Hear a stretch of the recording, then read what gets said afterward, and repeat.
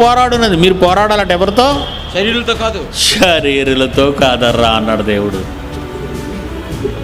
మీరేటి మీరు పొడుచుకుంటున్నారు? మీరేటి మీరు చంపుకుంటున్నారు?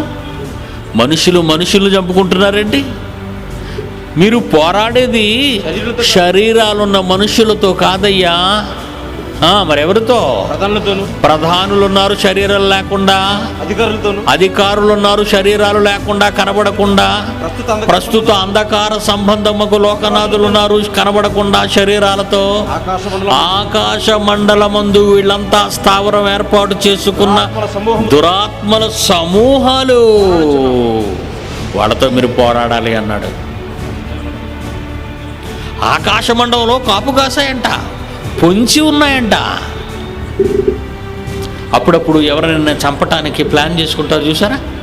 ఆ ప్లాన్లో దారి కాస్తారు, మాటు వేస్తారు, కత్తులు పట్టుకుంటారు, తుపాకీలు పట్టుకుంటారు, గొడ్డళ్ళు పట్టుకుంటారు, వేట కొడవళ్ళు పట్టుకుంటారు, పరుగులెత్తుతుండగా నరుకుతూ పరిగెడతారు.